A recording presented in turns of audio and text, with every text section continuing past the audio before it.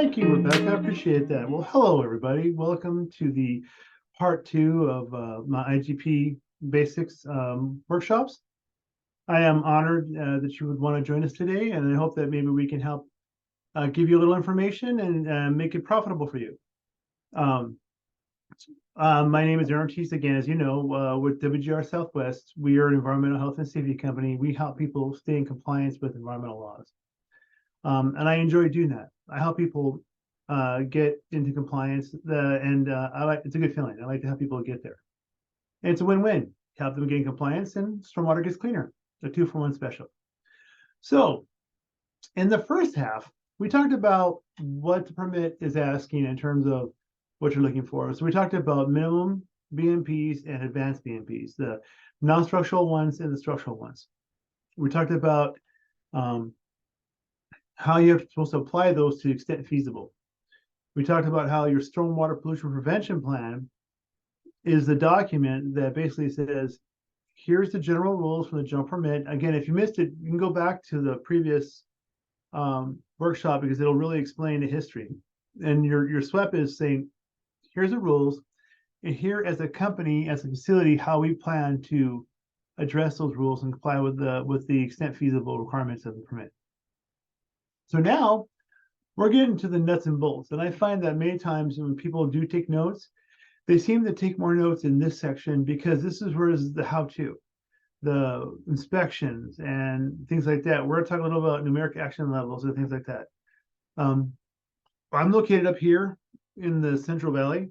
And so right now we have certain things here that they have things in Southern California, which we don't have here, thankfully. But that's coming. So but we'll touch on that lightly. So let's go on. So this workshop is basically to say the how-to. So let's move on to it. So as we discussed earlier, you have this big old, 208+ page permit. And in the first section, we talked about the SWEP section of it. This time, we're going to double down on the monitoring section, the monitoring. So there's kind of a lineup of things. We're going to talk about some terminologies first, because as I mentioned in the previous workshop, sometimes we speak in what I call consultantese. We're so used to working with the permit, with the Clean Water Act, and with the Porter Cologne and all those different things that sometimes we forget that the average person doesn't know our acronyms. They don't know what we're talking about. And so we really need to define ourselves. We really need to take time to explain, because I was there back in 2007 when I started with WGR and helping out. I had no clue in stormwater, and I got the general permit from back the 1987 general permit, and I'm sitting there looking at it going, whoa. And so it took me a while to absorb that, and I've had some great training. In my supervisor, John Taroskis, is just an amazing teacher. I had other Jim Neal and other folks who really spoke into my career and really helped me to understand the general permit. But it took a while. So I understand, and now, of course, I speak in the terminologies, but it's nice to know what people are talking about. So let's move on.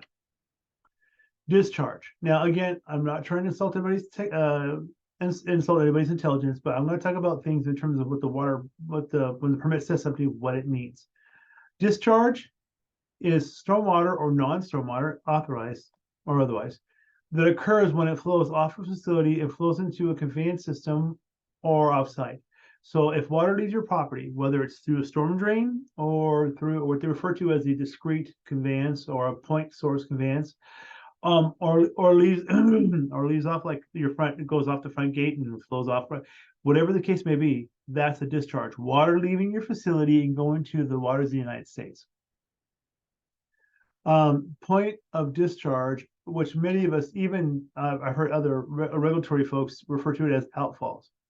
In 2015, everybody in my business used to use the term outfall for where water leaves your property. So if I have 3 places water leaves my property, those are all outfalls. But then in 2015, they wanted to make that term for water actually entering the ocean. And so they refer to it as points of discharge, which is, a more detailed explanation. But for most of us, when we have a facility, we just refer to those as outfalls as well. So I use it interchangeably. Point of discharge, outfall. When I say outfall, I mean water leaving your property. Impound, that's holding on to your water. And that's something that I really recommend that if you can, you do. If you can hold on to your water and let it soak into the ground, it's got a double help. One, it helps to recharge your water table, and two, it keeps you from having to keep grabbing a whole bunch of samples, which we'll talk about in this half. So that's terminologies. Now let's go on to the observations. Okay, this is the nuts and bolts. The monthly inspection is done on a calendar month. Now, well, later on we're going to get into it, but basically the stormwater monitoring year is different from the calendar year. The monitoring year starts July 1st and it ends June 30th. Okay, so right now we are in the 2023-2024 reporting year. Okay, monitoring year.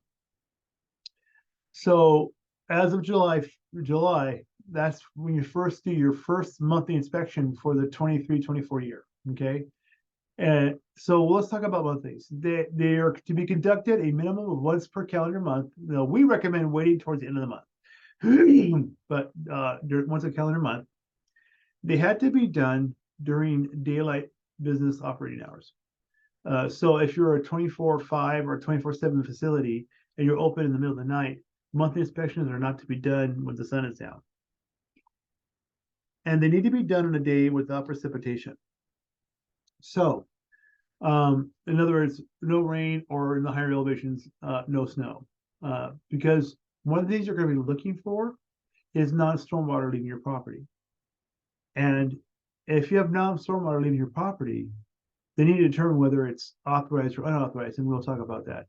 And to do that, you have to make sure you don't have other, how can you know what's water is stormwater or whatever else? So that's why it needs to be done once a month during daylight business hours on a day without rain or precipitation. What are you looking for in the non-stormwater, okay, in the monthlies? First off, you're observing for non-stormwater discharges and other sources. So that's why it has to be done on a day without rain or precipitation. You want to determine, okay, because remember I mentioned this in the previous one, there's an old saying, only rain down the drain. And for the most part, that's generally true. However, the general permit does allow for certain types of non-stormwater to leave your property.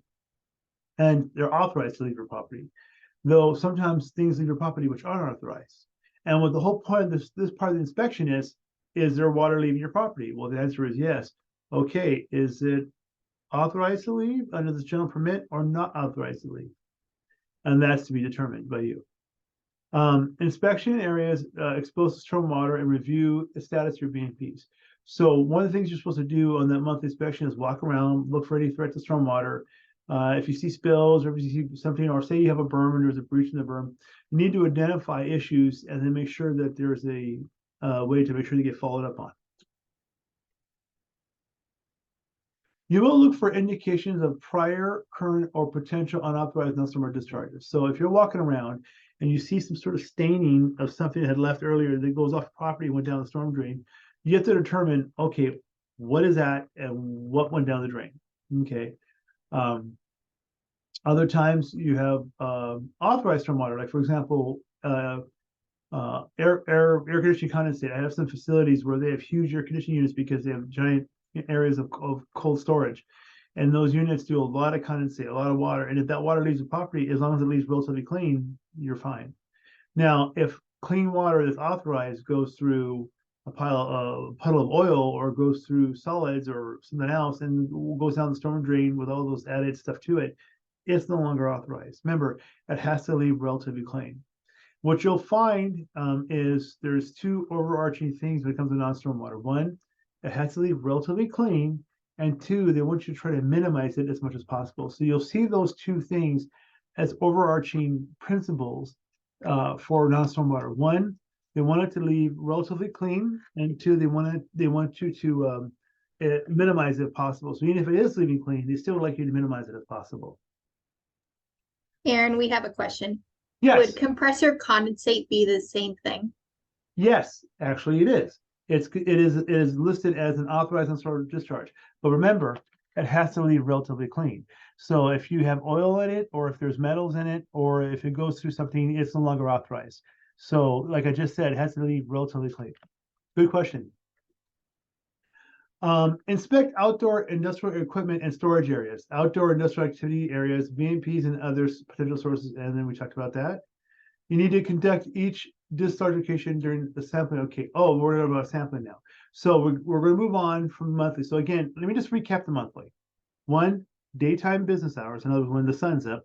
2, no rain.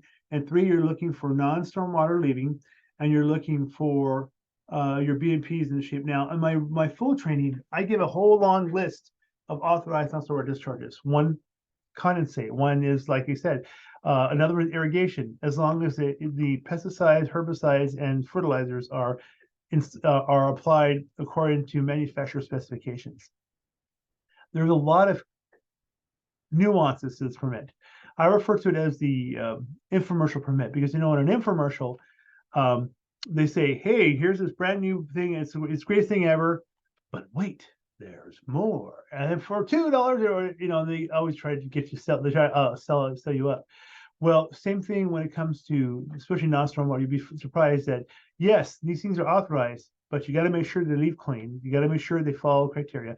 And there's a whole long list of things. So in this limited 1-hour format, all I can tell you is, 1, you're supposed to look for non-storm water, and 2, you need to determine whether it's authorized or unauthorized. And the general permit does have that listing in there of what's authorized and what's not unauthorized. So let's talk about sampling. Okay.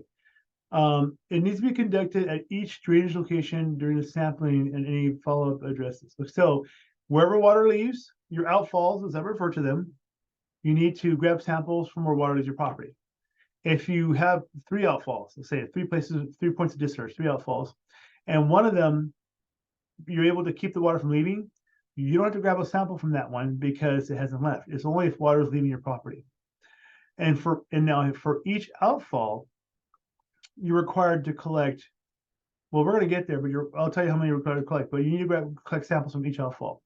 Make sure that in your inspection, in your visual observations of stormwater leaving your property, you're looking for floating and suspended materials, oil and grease, discoloration, turbidity, odors, debris, basically any kind of sources of a problem. For example, I went to a client years and years ago, and it was in May. At that time, I was doing the annual evaluation where you go out to the site and do a comprehensive facility evaluation to make sure that paperwork's in order, the stuff's up to date, that everything's taken care of. And while I was out there, we had such a drought year that year because California has drought, seems like every couple of years. It was a drought season, and so rain hit, and so they still had to grab a sample because they hadn't got their number of samples, and it was raining in May, which was unusual. So like we had rain in August, weird this year. But anyway, so I helped them grab samples, and we saw an oil sheen coming down his drain, and he had put socks up before it got there, and then he traced it back. He found out where the problem was, and he fixed it. It was just a leaky employee car. And then they created new rules to make sure that people who parked in the future either put a drop pan or just don't park there if they have leaks in their car. So you need to look for these things. You need to document your observations. If you don't do observations, then you're supposed to tell in your annual report why you didn't do it. So qualifying storm events. Okay, so we're gonna start talking about those. So we talked about what to look for. Now we're talking about qualifying storm events. Basically, every storm that comes by isn't necessarily a storm you have to collect a sample for. And there's reasons for this. 1, the water board wants really good representative samples of water leaving your property and make sure your BMPs are doing their job. At the same time, for example, there may be, if your facility closes down for Christmas or Thanksgiving or New Year's or some other thing, 4th of July, and a storm comes through, they don't want you, if you're normally closed, to have to come from a family dinner or just to come and grab samples. So what they did was twofold. 1, they try to create a framework where they can catch samples that really represent the water leaving your property in general. But 2, basically, if you're not available, or if your staff's not there because you're normally closed, you don't have to come back in and take care of that. So qualifying storm events they used to have a numeric number, like, oh, it has to be 1/10 of an inch or whatever. And while the 1/10 of an inch is a really good rule of thumb, it's just a rule of thumb. Back in 92, I believe it was, the water board came out with a sampling guidance document because people were like, hey, we have to grab samples now for the first time in California history. What do we do? How do we do it? So the EPA created a sample guidance document back in 92. They revised it since then, but back in 92, and in that document, it says if you have a storm that's about 1/10 of an inch and your facility is primarily paved, it's likely you're going to have a discharge. Okay. So, and we found that to be true that if a facility is primarily paved and there's a storm comes and it meets 1/10 of an inch, as a rule, you're going to have enough flow to be able to collect a sample. And so that seems to be a rule of thumb that's kind of carried. Most of the industry knows that. Like if you have third parties or if you have the water board, if they see that you've had a lot of storms that are 1/10 of an inch and you have no way to capture it, you have no way to whatever, and you're primarily paid, most likely they're going to wonder, why didn't you get samples if you're all paved and you had 1/10 of an inch and we know you probably had flow? Not always, but sometimes. So, but what is a qualifying storm event? A QSC, one where you're required, because like I said, not every storm makes that criteria. One, it has to produce enough flow to grab a sample. So when you're collecting a sample and you have your water bottle and you're going to grab your sample, is there enough flow that you can actually collect that sample? I've had drains where the water goes to the edge, it goes down the drain and just hugs the inside of the drain. That's not a flow, that's just a seeping down the storm drain. So a qualifying storm event one has to have enough volume to create a flow. Now, I've had some clients where at 1/10 of an inch, they're flowing. I have other clients where it takes 1.5 to 2 inches for them to real, or a bunch of smaller storms over a period of time to where their ground is finally saturated to the point where it actually flows off property. So while everybody else has gotten a sample, they don't necessarily always get a sample because their ground is really permeable and a lot of water goes down. Okay. So it really depends on your facility. That's why rather than put a number on this, they say, well, you have to have flow. Okay. Which to me, actually, it's kind of wise to do it that way. So that way, that's a one size fits all, really. Whether it flows or not, it depends on your facility and your how you're designed. Two, it has to be preceded by 48 hours with no discharge from any drainage area. So each outfall, for example, like I said, if you have an outfall where, or a point of discharge where water doesn't leave because it was a smaller storm, and you either close the valve or whatever else, or it's part of a pond and doesn't leave, but you have samples, those other outfalls need to be sampled, but the one that doesn't leave, you're not obligated to grab a sample unless there's flow leaving the property. So remember, discharge is water or fluid leaving your property. So one, you have to have enough flow to grab a sample, and two, it has to be preceded by 40 hours with no discharge. Now, here's where people get things a little wonky. Wonky is a technical term. They say, well, it drizzled the day before, it drizzled overnight, but it got the ground wet, nothing left. Okay, that's not going to disqualify you from a qualifying storm event because water didn't leave, it didn't even seep down, there wasn't enough flow. It's when you have enough rain that flow starts, that's when it can disqualify you from being a qualifying storm event. Okay. So if you've had drizzle, whatever, and there's been no flow all day and the rain picks up later on, that's when your qualifying storm event starts. Okay. This is important because I'm amazed how many people don't know this. You only need to sample if there is a discharge. Remember, water or fluid leaving your property, either through a conveyance system, through storm drains, or right off the property. If there is no discharge, you are not required to collect samples. I have a former client that we were able to get them their program dialed in. Now they're doing their own program, which I'm happy for them. But when they first came to us years ago, I think 2007, they had ponds, and the rain hit, and they went out to their ponds. They got to sample their ponds, and they turned them in, and they were high for metals. And they're like, "Oh my gosh, what are we supposed to do? We're high in metals." Oh, good. And then John went out there, my supervisor, and he says, "Okay, well, where's your point of discharge? Where's water leaving?" And they're like, "Discharge? The water didn't leave; it just stayed in our pond." And John's like, "Okay, then why did you grab a sample? Remember, you're only supposed to collect water leaving your property." And they were like, "Light bulb!" All of a sudden they realized, "Oh, we shouldn't have collected a sample." So what basically they had a pond, it was really large, and as far as I know, they haven't had a discharge. It may even qualify for a NONA, I'm not sure. But anyway, it's a pretty big pond, and they haven't had a discharge. And so they basically had a lot of bad numbers when the bottom line was, and things like iron, aluminum, things that are naturally created in the soil. It's not like they're destroying the water table. It was iron and aluminum that was in their water. And the number one metals in our soil here in the Central Valley is iron and aluminum. So anyway, so you're required to collect from a QSC, not from just any old storm. So again, flow, 48 hours. Remember those two things. A qualifying storm event has to have flow, enough flow to grab a sample, and it has to be preceded by 48 hours without discharge. So again, flow means not just drizzle, but actually to where water's actually building up and leaving your property. And then you have to have had 48 hours prior with no discharge. Okay. Once discharge starts, okay, again, discharge is when water's leaving your property. Once discharge starts, you're required to collect a sample within 4 hours of the start of discharge during facility operating hours. So, sir, my name is Joe Blow Business. I open Monday through Friday, 7 to 4. And at 7 o'clock, I open up, no flow, no issues. Later in the day, the rain picks in, and then around noon, it picks up to where rain's really coming in and water starts leaving my property. That's when the clock starts ticking. That's when you have your 4 hours. Okay. And from noon until 4, you need to collect that sample. Now, with that being said, many times people go, oh, I have 4 hours. I have plenty of time. The rain stops, the flow stops, and they never got their sample. And now that at the end of the year, they have to go into the annual report and say, well, we had a qualifying storm event and we didn't credit the sample. And say they didn't get all their storms. They say, oh, well, I'll catch the next storm. Well, you're never guaranteed a next storm. Or you're never guaranteed a qualifying storm event, because like this past winter, we had storm after storm after storm. They came in on the weekends. They kept coming in so that they disqualified the member. You have to have enough flow, but also 48 hours between discharges.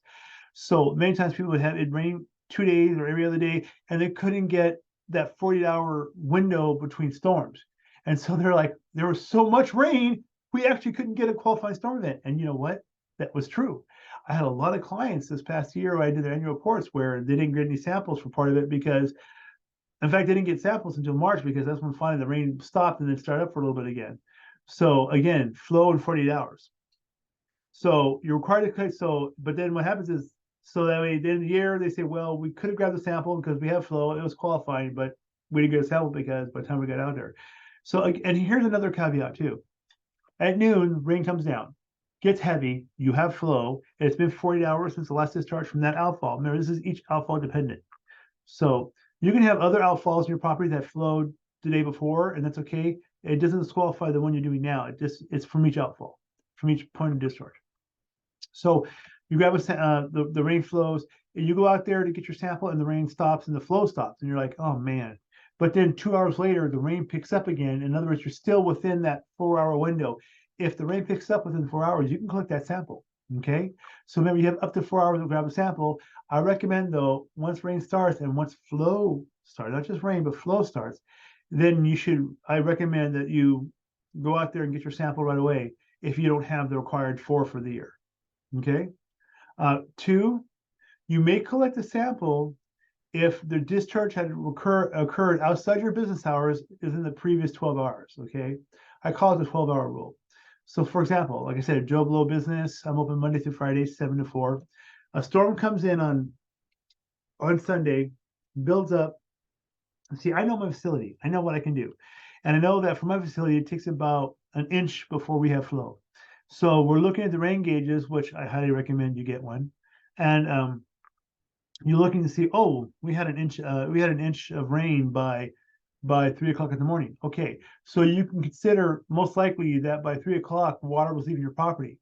So, but since you opened up at 7, that discharge occurred within 12 hours of start of business. And before Sunday, you hadn't had rain for a while. So it's been 40 hours since the discharge happened. Rain happened and discharge happened the night before within 12 hours. So when you come in at Monday at 7 o'clock, you have up to 4 hours from the start of business to collect a sample from 7 to 11. So to recap, just support flow in 48 hours. Remember those two things, flow in 48 hours. Put that mantra in your head, flow in 48 hours. 2, you come in the night before, or rain comes in the night before, and you have flow within a 12-hour period. The next day when you come in, you can collect a sample. So let's just say you come in at 7 and there is no rain and there's no flow at that time, though there was flow around 3 o'clock in the morning, so you're within that 12-hour rule. That's okay. Rain starts picking up, and before 11 o'clock, rain picks up enough to where you can grab a sample. Grab your sample if that happens, okay? All right. and then let's say if rain came in on Sunday before 7, if rain came in on Sunday before 7 p.m., then that's not a qualifying storm event, right? Flow in 48 hours. You have to have 48 hours with no discharge. So if you had discharge, and it's outside the 12-hour rule. And so basically you have to wait for another 48 hours before you can start that up again. Rebecca, are there any questions I can answer? I see there's things on the chat. Yes, there's a couple questions, but I think some of these are going to get answered in the upcoming slides. So maybe we'll save these towards the end. Perfect. Well, thank you. Rebecca's so awesome. I love her as a moderator. Appreciate her a lot. Because I'm not techno savvy at all. So you're not required to grab samples during dangerous weather conditions. So if you're going to grab a sample, let's just say you say, well, look, it's a qualified storm event. We've had flow now, and it's been 48 hours, but we're having major, like fork lightning hitting the ground. That's not safe. Okay. Or if a rain comes in and you're in an area where there's runoff or drainage, and all of a sudden you see there's massive flooding coming down from off the hills, and it could overrun your yard, and basically you need to evacuate, you're not expected to collect a sample. It's dangerous conditions. Okay. So you're not required to grab samples. So again, qualifying storm event, again, is what? I can almost hear it through the computer. Flow in 48 hours. Remember that mantra. So if you have flow and it's been 48 hours since the previous discharge ended, grab that sample. All right. And then rain starts, then flow starts. Remember, it's based on flow, not rain. And so when you have flow, if you go out there and there's dangerous conditions, you don't have to grab a sample. You do need to explain your annual report why we could have gotten a sample, but it was not safe that day. And that's understandable. 2, you can grab samples outside your scheduled business hours. You're only required to grab samples when you're in business. So again, Monday through Friday, Joe Blow business, Monday through Friday, 7 to 4. Okay. If rain comes in on Saturday or whatever, you're not required to come outside when you're closed to grab samples. Now you can if you want to. The permit says you're welcome to. However, I recommend not collecting samples because you don't want to put undue burden on your business, especially in California. It's a real challenge to be in business, and having staff or whatever come back just to grab stormwater samples on a Saturday when you're not obligated to do that. I personally wouldn't. I can't say what you can do, but you're able to, you're allowed to. I wouldn't recommend it.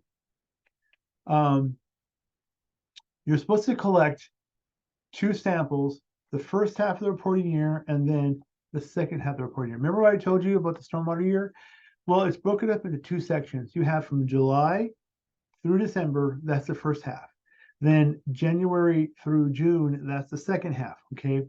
And what the water board would like for you to do is collect 2 samples from each outfall from the first half of the year, July to December through December, and 2 from the second half from January through June. So for example, let's just say you, like often happens in California, you're only able to get maybe, say you only have, to make things simple, you only have 1 outfall. And you don't have enough rain to where you're able to collect maybe 1 drain, 1 storm in December or 1 storm in November, something like that. But you couldn't get 2. The second half of the year, you're not going to be obligated to go back and make up for the one you didn't get the previous year because you had no qualifying storm event. And a qualifying storm event is flow in 48 hours, and you have to grab it within 4 hours of start of business. Or if it's previous 12 hours, within 4 hours of start of business, okay? Or so 4 hours from the start of discharge for regular, and then 4 hours from the start of business if it's a 12-hour rule. Again, so if you have, if you only get 1 qualifying storm event, flow in 48 hours, and you collect it within your 4 hours, when it starts during business hours, or if it rained the night before, outside your business hours, and you collect a sample, but you're only able to get 1, you're not obligated in the second half of the year to collect 3 to make up for the 1 you missed the first half of the year, okay?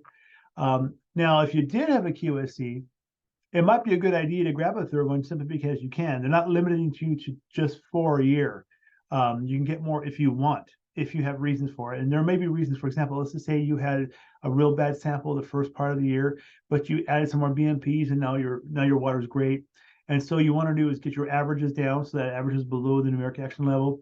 Then you might want to grab a few extra samples to do that. So that option is there for you.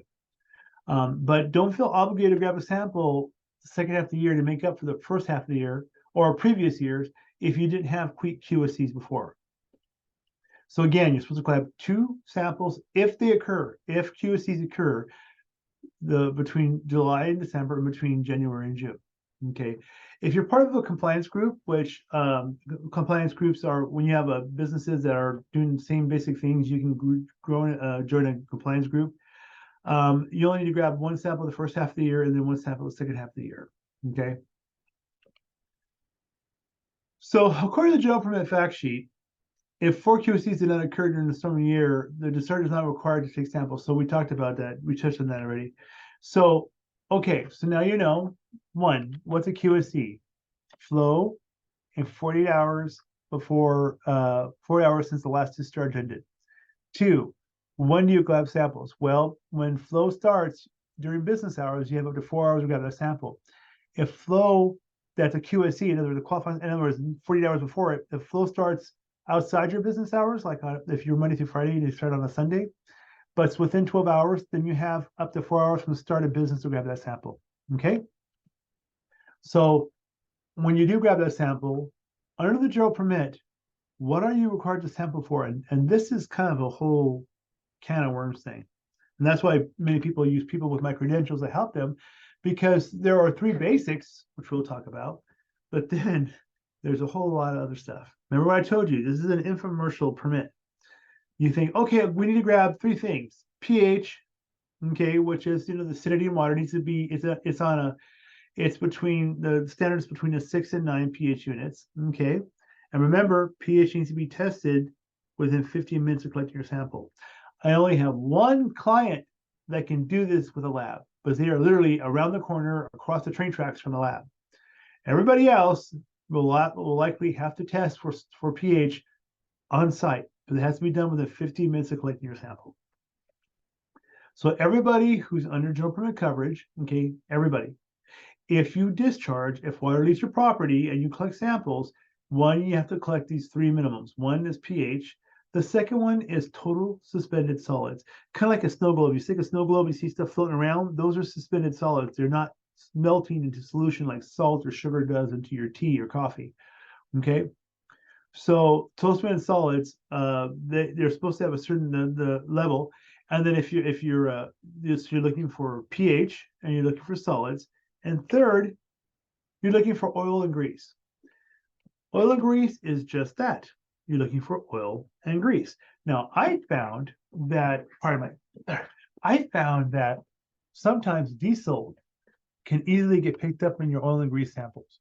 I had a client where the ground looked clean, everything looked good. When they grabbed their samples, they did their observations, and they didn't see anything, but their oil and grease numbers came back high, to the point where they actually went to level 1 for oil and grease. So we'll talk about that later. And so we went back and turned out that was near where they were doing fueling and some diesel hit the ground. So they didn't see a sheen and stuff, an oil sheen, because it was diesel, but yet the diesel spiked their oil and grease numbers. So to recap, if you're under general permit coverage and you have water leaving your property and you have samples, everybody, no matter who you are, has to sample for pH, total suspended solids, and oil and grease. And you're like, okay, good, that's it, no more. There's more, trust me. Okay. You also have to sample for a few other things. So let's touch on this slightly. These can be a whole workshop in and of themselves. In fact, I probably should do a workshop on how to do a pollutant assessment and what to look for and things. But anyway, one is you have to sample for any constituents that are listed in Table 1. Now, I don't know if you were here for Part 1, but I talked about the Standard Industrial Classification Code, the SIC code. SIC code, they represent industrial activities. Okay, so if you look at attachment A of the general permit, you'll see that in the businesses that require permit coverage, and if your SIC code or your industrial activity are listed in that, you require to have permit coverage. So you have your SIC code. And in Table 1, they list SIC codes, and then next to them, they have added sampling parameters, things you have to sample for, okay? So for example, the transportation department, they almost have, most of them don't have anything added on table one. Many times people don't. However, if, for example, if you're a recycling facility, you have a whole long list of stuff because they want you to look for metals and stuff. And I know that landfills have a whole long list because of things that they could potentially have when they're discharged. So 1, 3 basics. 2, you have to sample for everything that might be present in stormwater in terms of table 1 listing. 3, you have to sample for any potential pollutants that might likely be present in stormwater from your industrial activity. Okay, that's a big one. This is one where people kind of miss it, where especially like when the water board comes in or sometimes third parties, they say you're working with fertilizers. Okay, are you looking for nitrate and nitrite as nitrogen? And they're like, no. Well, you should be, because you're handling fertilizer. That's part of your industrial activity, and that's a potential pollutant. And so that people are like, oh, I didn't know that. So again, to recap, everybody has to do pH, total spent solids, oil and grease. Everybody has to sample for stuff on table 1. If your SIC code has extra stuff added, you got to sample for that. Now, quick note on table 1. If you have something on table 1 for your business, but there's no industrial activity and nothing in your facility, both inside and out, that has that listed potential pollutant from table 1, you can actually ask the water board to come and do an inspection of your facility, and you can show them what you do, how you do it, and say, look, we don't do iron at all. We don't have any of this. There's nothing to do with it. This has nothing to do with our industrial activity, both in and out. Our structures don't have it. Our property doesn't have it. We don't do iron here. And so the water board can say, they come out and make determination, you're correct. You don't have that as an exposed thing. So then if the regional board comes out and determines that's the truth, they will then allow you to discontinue sampling for that one on table 1, as long as they have their sign off on it. But remember, you have to sample for things on table 1 if they're listed, unless you can get the regional water control board to say that you're correct, you don't have this, and then you can discontinue that. I had that happen once for a client. So 1, 3 basics. 1, everything on table 1, unless you can get it excluded by the regional board. But 3, anything you have on site that might cause pollutants. So if you have something, like I said, fertilizers, or if you, whatever else, you're going to have to look for, say you do a lot of wood cutting, well, you have to look for BOD probably.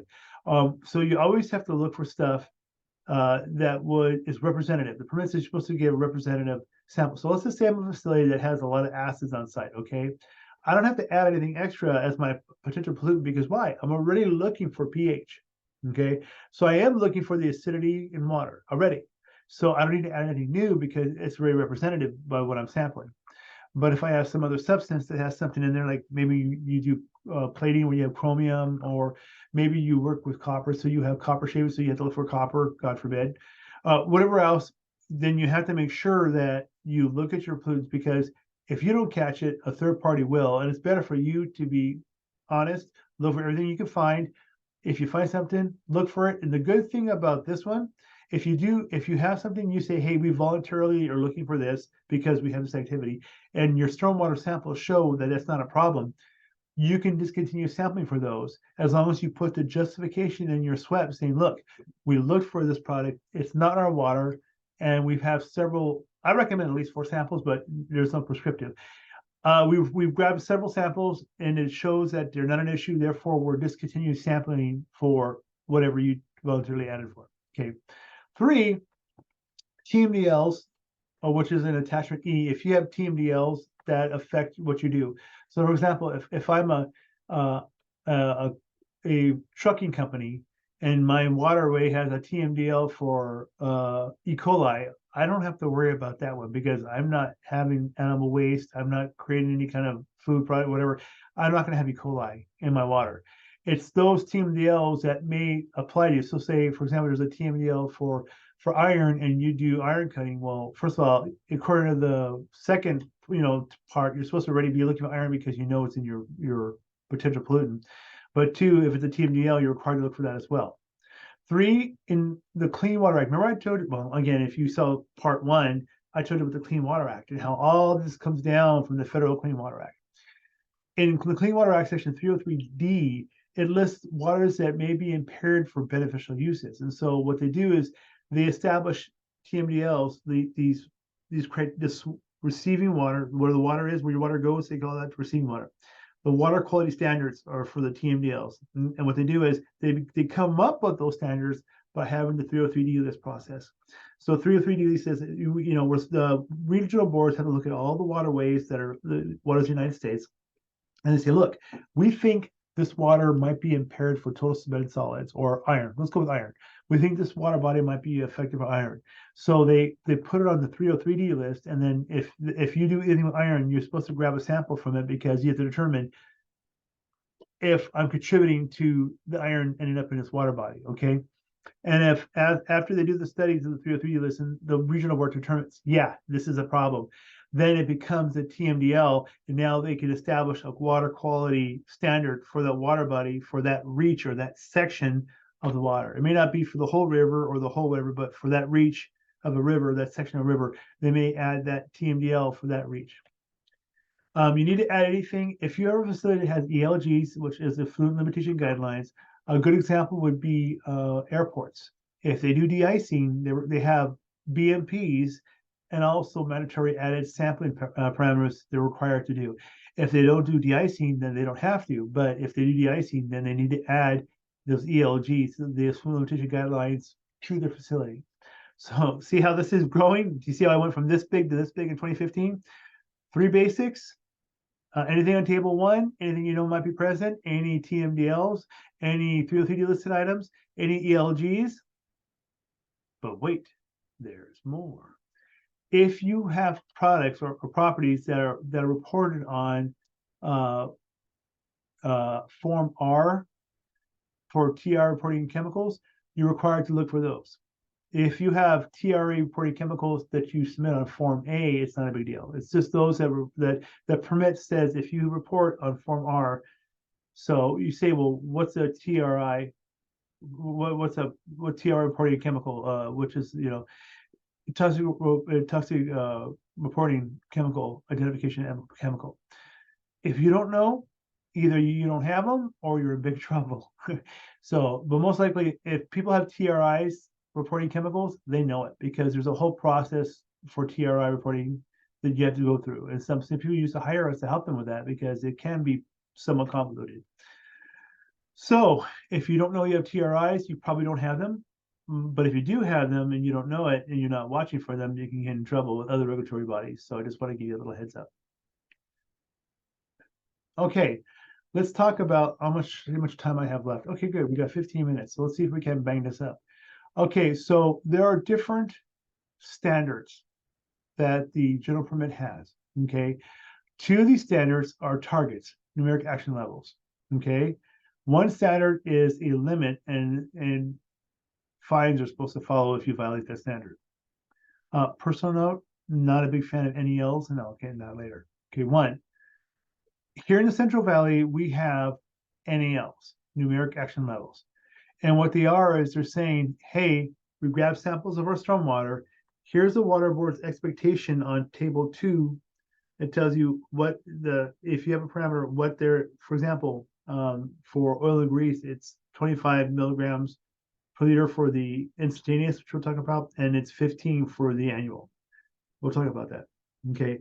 But they have their quality for the stormwater discharge quality that they want you to meet. If you don't meet that standard, then you go to level 1 if you're at baseline, and then you have to have someone with my credentials come and help you to determine what BMPs and what things you can do to help get that water quality better to get it back down to baseline. Okay. 2, we mentioned TMDLs, total maximum daily load. The TMDL requirements that are out in the receiving water, out in the water bodies themselves, they have those. And what they do is they have criteria for those. And they'll be listed in the table E, where this is basically you have the NALs, numeric action levels.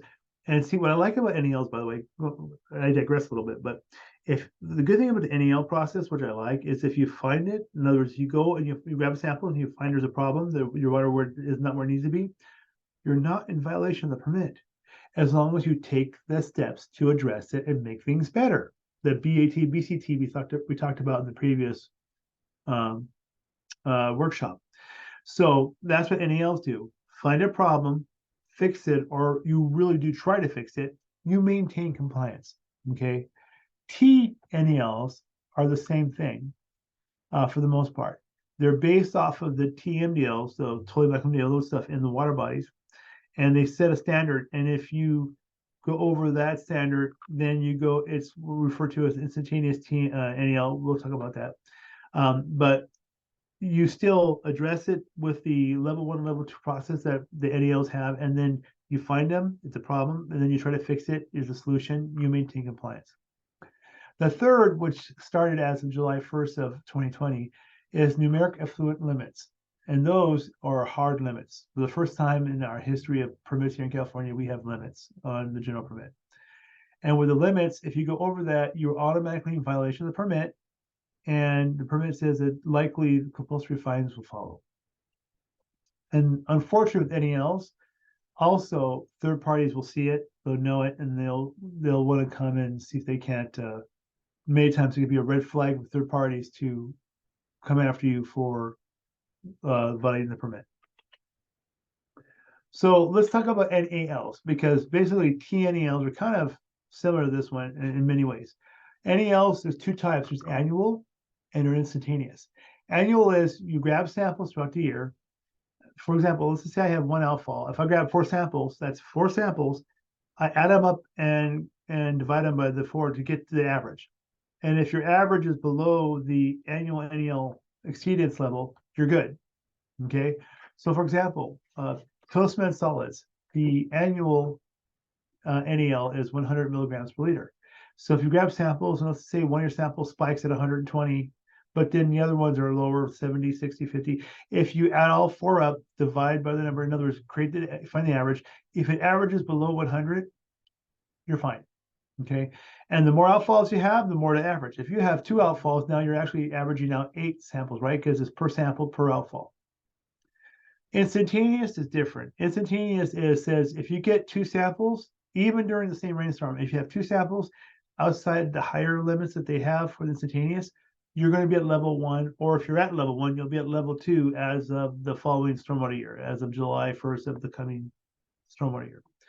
So pH is, of the 3 basics, pH is the only one where it doesn't have a annual, it just says instantaneous. So if you have a sample, especially I've seen this where I have clients with more than 1 outfall, they grab samples and 2 of their outfalls, the pH is off. Well, after that 1 rainstorm, they're at level 1 for pH at the end of the year. When the new stormwater year starts July 1st, they'll be moved into level 1 for pH, because it only takes 2. For example, if you have total spent solids, then you have a couple outfalls, and you have that's 400 milligrams per liter. If you have 2, by the way, if you have 2 over 400 milligrams per liter, you're basically pumping dirt off your property. But if you have 2 over 400, you're going to level 1 for total spent solids, and you're definitely going to have to do something about that. And that's, solids are one of the better, more treatable type of pollutants to have. So then you go to level 1. But see, here's the thing. Let's just say you have 2 outfalls and you collect 4 samples. One outfall has a mega blowout. It was like 500 milligrams per liter for solids. Then the rest of the year, your eye, but they're not, they're not bad. You add them all up and divide it. If that one really bad sample can bump up your average, if it brings it above the 100 milligrams per liter average, then you're at level 1. So think about it. If you have only 1 outfall, okay, and you get a blowout sample of 500 milligrams per liter for that, or even higher than that, or lower than that, you get 1 sample over 100, but then the other samples are lower, but when you average it all together, they're still above 100. You're at level 1 for solids. Now, if you have 4 outfalls and you get one sample over 400, then you're going to go to level 1. Why? You only have 4 outfalls. So most likely you go to level 1. So, and if you especially only if you grab 1 sample that year. So it depends. So basically, the good thing about averaging is if you have 1 outlier, 1 oops, and you guys address it and it gets better and you have really good numbers of that, you could actually pull what could have been a numeric action level exceedance back down below. Okay. But with instantaneous, once you get 2 outside it, then it's at level 1 no matter what you do at that point. NELs are targets to help facilities determine their discharge quality or water quality to improve EMPs. They are not a violation of the permit, as I talked about, okay? As long as you do the ERA process, and the ERA, the Citizen Response Action process, requires you hire somebody with my credentials. Not necessarily me per se, though I have, so thank you. But someone who's equipped needs to help you in addressing those issues. TNELs are like NELs, but remember how we talked about the instantaneous and the annual? TNELs are only instantaneous. So if you get one high TNEL, but then the rest are low, and you average out below, you're fine. But again, TNELs are only instantaneous. So if you have a TNEL and it gets 2 over the TNEL level that you'll find in attachment E of the permit, then you're at level 1 for TNELs. The good thing about TNELs is they are part of the ERA reporting process. If you have a TNEL exceedance, you're not in violation of the permit. Okay. You just have to make sure you address it through the ERA process as well. Okay, so they're applied, they're just all instantaneous. There's no annual TNELs. Okay, here's NELs. This is the dark side of the force, is how I like to put it.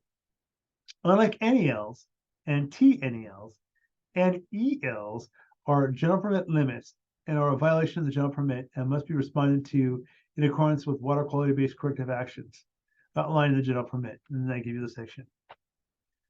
NELs exceedances are applied like NELs or TNELs in that they are instantaneous maximums and have no annual. So there are no annual NELs, only instantaneous. My issue, I know I have a little time, but I wanted to address this just a little bit. I have a real problem with NELs. Why? Because NALs and TNELs, the whole process is designed to help you find a problem without being punished and then taking steps to fix it. To me, that makes sense. NELs are, in a lot of those, if you look at section E, a lot of those are extremely low. If you go over NEL, then boom, you're violation permit, and boom, now you're probably going to have a fine. And not only that, now you're open to third-party litigation. All that because you went over something. Okay, and some of the numbers, some of the NELs, I'm not a scientist, so I don't know where they all get their standards from, but some of those standards seem virtually impossible for anybody to meet, even with a treatment system, So I have a real issue with, because it's kind of, what if you're to raise your children, look at NEL. A child makes a mistake, like we all do. And instead of going, hey, like if you take the NAL approach, it's, hey, what'd you do? Okay, let's fix it. Let's make it better. Let's try to do better next time. Okay. I personally prefer that approach. Whereas if you take the NEL approach for raising children, a child makes a mistake and you go, wow, now fix it. Okay, they get punished and they have to turn around and fix it all at the same time anyway. To me, that's counterproductive. That's just my personal opinion. This is just personal opinion. Okay, I much prefer NELs. So now the permit does give you some options for NELs, and we'll talk about that. And the good news for people in the Central Valley is NELs aren't applied to us here yet. There are NELs in Southern California, but not here in the Central Valley. And as we talked about, they're based on receiving water quality, and they're also basically subject to penalties.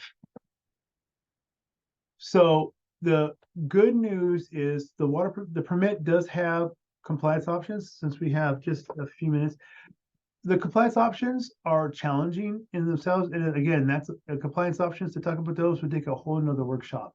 You can have a what they call on-site compliance, where you can capture all your water or a majority of it and process it. And there's a lot of rules and things connected with that. Or you can do off-site compliance, where you send your water to a third party, like a sanitary sewer, where they will process the water for you, and you get letters of certification that they'll take care of that for you, and that they actually do, they're certified to do that. Then you can get out of NELs. But those are compliance options for you, which are not necessarily always available for people, but they are options. And I'd like to talk further about that. Maybe someday we can do a workshop on the compliance options and what they entail. So Rebecca, do we have any questions that have come at the end? Did I anything I could answer for people? It doesn't look like there's any new questions, and most of the ones that were already asked were answered. If you didn't get your question answered, and I lost it in the chat, go ahead and resubmit it. And while we're waiting for questions to come in, thank you so much, Erin, for presenting. And we are so excited for the rest of the Stormwater Awareness Week. We have part 3 of this workshop coming up here at 11 o'clock Pacific time. So be sure that you're registered to attend that. You can register if you have not at stormwaterawareness.org. And we also have a workshop on PFAS coming up at 1 p.m. Pacific time. And we have one on America's proven first line of defense for stormwater pollution abatement. And that is at 2 o'clock. So you can register for those also on our website. And it looks like there is one question that just came in the chat. That's what if, let's see, hold on, it's in context of another question. What if the runoff from the compressor condensate is leaving a hard water residue on the pavement on the way out? That'd probably indicate minerals to me. And so you might want to, it's part of your potential pollutant assessment. Your assessment is, well, what can be in this condensate? What's in there that could be a problem? And look for that in your stormwater. If it looks like it's not a problem, then remember, it has to leave relatively clean. So if it's leaving stuff behind, it may not be relatively clean. So you have to make sure that it's leaving clean. So for example, let's just say it's just like some minerals that you can filter out, and when it leaves clean, then you're okay. Or better yet, if you can just continue that discharge and keep it from leaving in the first place, it'd probably be the best. I hope that helps answer the question. Well, quick example, Southern California. I used to go down to Southern California for a while. We have a great team down there, by the way. They do a great job down there, so I don't have to go down to Southern California anymore. But there was one client where they had an old fuel tanks from like World War II era. And they had sprinkler systems to address fires from those tanks. The sprinkler systems have been around since the 40s. So, and down there, the local fire department required them to test their sprinkler systems from time to time, make sure they're working, in case there's a fire, so you have a working sprinkler system. Problem is, because the system was so old and made from all iron, whenever they would test the system, it would come out red from rust. Well, they said, well, this is fire suppression water. It's authorized on stormwater discharge. Yeah, but it has to leave relatively clean. You can't just flush rust down your storm drain. So they put some socks in, and they put some filtration stuff. They captured the iron, and by the time the iron went through all their filtration, and if it did leave, was when they tested, it was a lot of water, and they really couldn't capture it all. So when it left relatively clean, and they were able to test it and determine that it meet the criteria. So that's one. Is there another question?